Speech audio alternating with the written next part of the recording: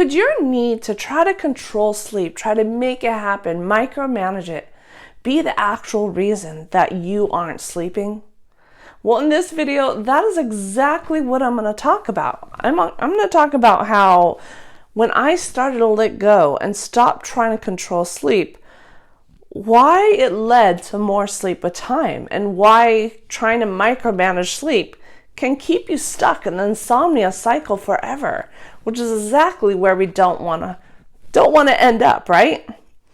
And if you comment the word trust below, I have a handy resource for you. It is a 3-step guide to help you build trust in your own, in your own body to sleep, and to start letting go control so that natural sleep can come back again.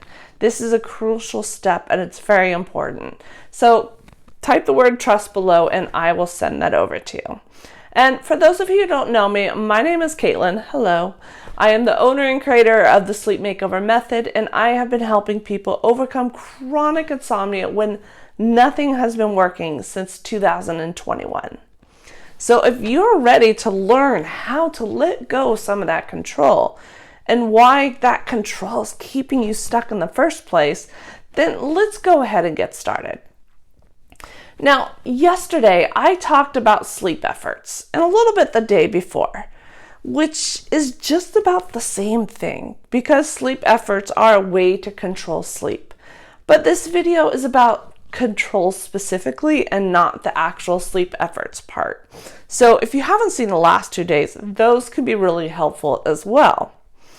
But today we're going to talk about control. So when we're trying to control sleep, we'll talk about sleep efforts. If we're doing some sleep efforts, they add a lot of pressure.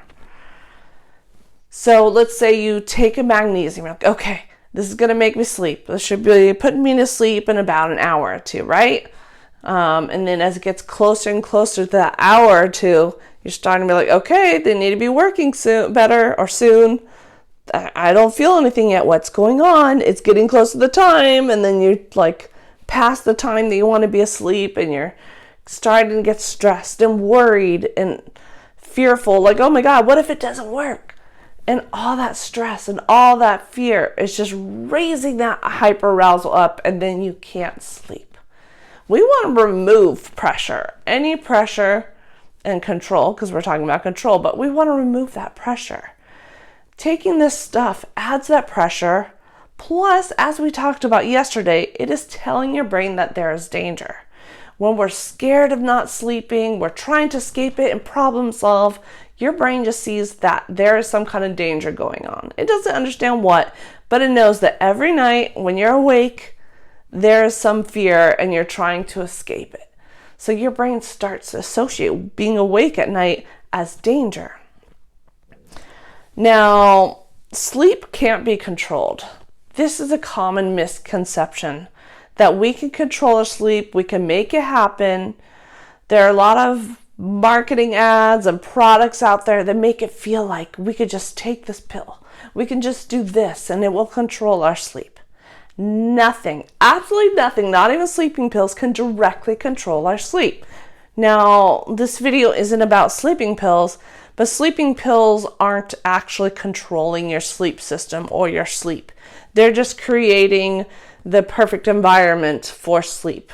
It's kind of like if you drink a lot of alcohol, you can't really form these fear-based thoughts, or really, you're like drowsy, and you can't form these complex thoughts that are sending fear signals to your brain. So your hyperarousal levels are down, and then sleep can come naturally.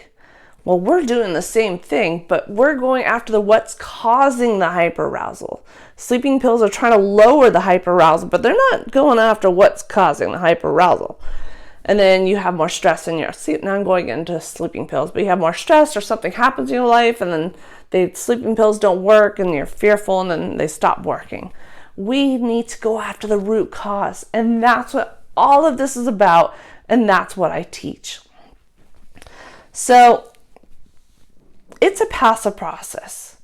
There's no point in trying to control something we can't control. And when we have all these routines to try to micromanage our sleep, make it happen, we are creating fear. And that's what we don't want.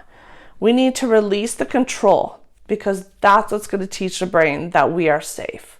We need to let go of that control. Show the brain that we aren't fearful. Show the brain that we're not trying to escape by controlling sleep, which is an attempt to control sleep or to escape, if you think about it.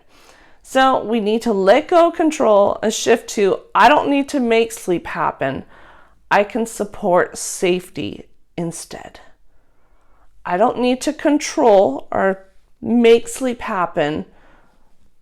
Your job is to focus on teaching safety. That's what all of this is about. And that's what led to me getting more and more sleep, is teaching my brain that I am safe. And that's what you need to do too. I had insomnia, severe, for almost 30 years, or about 30 years. I only slept 1 or 2 days a week for just a few hours. Not a lot. For many years. What felt like impossible. No sleep doctor, no naturopath, no doctor, no Chinese medicine doctor, no nothing. I went to so many experts and people in the health field. Nothing worked until this. This is where the magic happens. This is where the progress happens. Whew. So hopefully that inspires you to start letting go of control. And once you let go, it's not going to happen overnight. But you will be more at peace. That will start right away, because when you're fighting and you're struggling, you're trying to make sleep happen, it's stressful, you're getting anxious, you're getting upset. Where if you instead focus on resting awake instead of fighting it, you're going to feel much better mentally and physically. So you're getting benefits right away. But over time and consistently doing this, your brain starts to slowly feel like, maybe it's safe. Maybe you can start to deactivate that fight or flight system. And slowly your hyperarousal goes down and you're sleeping more and more. It takes time, but it can happen. Okay, that's it. If you want my 3-step guide so that you can start letting go and trusting your own body to sleep and allowing natural sleep to happen, comment the word trust below. And I will see you in the next video. Bye.